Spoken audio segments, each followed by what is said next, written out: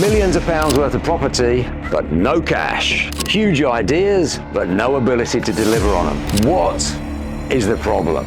Asset rich, but cash poor. Welcome to this week's edition of Money Matters, because as you know, I deeply, truly believe that money does matter. So great, you've decided to be a property investor. In fact, you are a property investor and you've got a multi-million pound portfolio. Job one, please sit down, look in detail at what percentage of your total assets are in your property. This could apply to you if you're not a property investor. It could apply to you if you're a homeowner.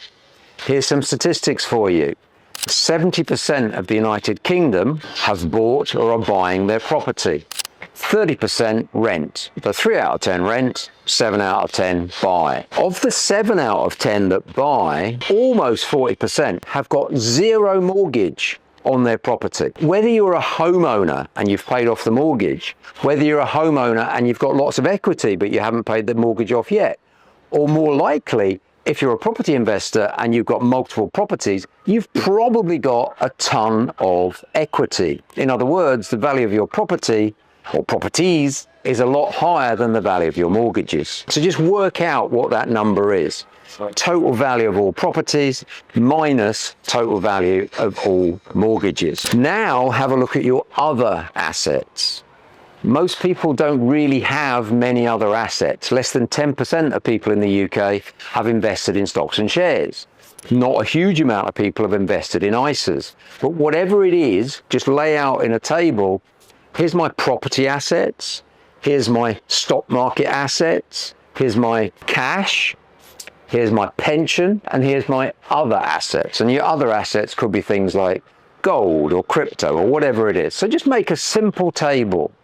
And what I'd encourage you to do is just say the total is $1 million, just to keep it easy. 700,000 of that is in property, 50,000 is in cash, and 250,000 is in your pension. You've got a 70% portfolio weighting towards property. For many, many property investors, it's way higher than that. 10 years ago now, Annika, my wife, and myself just looked at our total portfolio. More than 90% of our net worth was in property. What's the problem with having 90% of your net worth in property? You haven't got any liquidity. You want some money, you want some cash.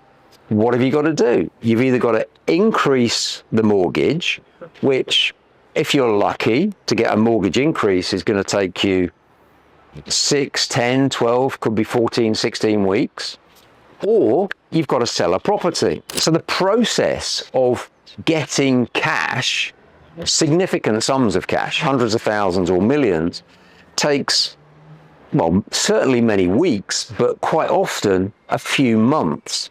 So let's say to come up with some cash takes 3, 4, 5 months by either remortgaging or by selling a property. What's the problem with that? The problem is that you've either got something urgent and pressing that you need to pay for that you didn't expect, or you're about to miss out on a major opportunity. So let me just give you 2 simple examples of that. 5, 6 years ago now, my mum needed an operation. I needed to come up with some money to pay for that operation privately, because if she waited for the NHS to do it, it would have taken years, literally.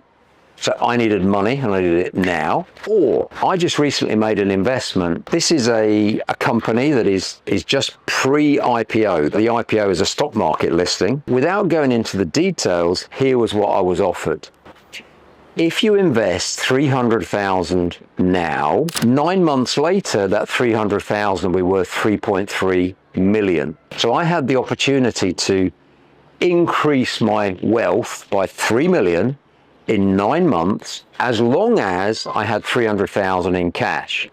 Now, if I hold those shares all the way to the full listing, the projection is that that's going to be worth 24 million. You can't do that with property. You can't take 300,000 and turn it into 24 million in a year. What I'm encouraging you to do is have a well-diversified portfolio with access to liquidity. And I want to give you the key that unlock the door to liquidity for me. There'll be certain events in your life, there'll be certain opportunities that come along.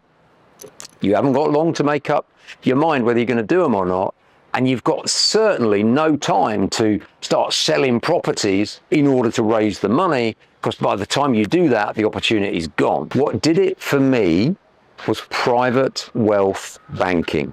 My account, while I was still living in the UK, I've been out here in Monaco for a few years now, was Julius Baer. So it's a Swiss bank, it's a private wealth bank, and I'm not stood here doing an advert for Julius Baer. I'm just saying that that is the one that I chose. You choose whichever one you want to choose. So in order to have a Julius Baer wealth account, I needed to come up with 1.5 million cash. I'm saying cash, it could have been stocks and shares in listed companies, it could have been things like gold, but it needed to be liquid assets. Property doesn't count, pension doesn't count. Now, the way in which I came up with the 1.5 million to open the account was that I had some properties that had gone up in value. So I released some equity and I came up with a 1.5 million and I opened the account. But here's the thing that I'm betting that most people don't know. As soon as you open a private wealth account, as well as deploying that money into other asset classes that aren't property and diversifying and balancing your portfolio, you also get access to something called a Lombard facility. You can suddenly take Lombard loans. So let's say you've put the 1.5 million, as I said, into stocks and shares, but you're still intrinsically a property investor. What can you do now? Well, you can leverage, you can use your stocks and shares or your gold as collateral, and you can take up to 70% of your investments as cash, and you can go and do property with it if that's really what you want to do, or private equity, or whatever you want. There's a few exceptions. You can't use that money to buy your private home. The more and more millions that over the years that I've stacked up in my Julius Baer account, the bigger and bigger access that I've got to liquidity, to firepower, to do things that I couldn't previously do before. So I've now got millions deployed into private equity, into various niche specialist companies that I'm really, really attracted by, both in terms of the commercial opportunity, but also by the social good that they're doing. And I couldn't have taken those opportunities that quickly if all my money was still tied up in property, because it simply would have taken me too long to release. To develop true wealth, I believe we all need a balanced portfolio. Now, I'm speaking to you as a 42-year property investment veteran, but I'm also speaking to you as a 10-year plus wealth account veteran, where I've developed my knowledge to far more broadly than just property.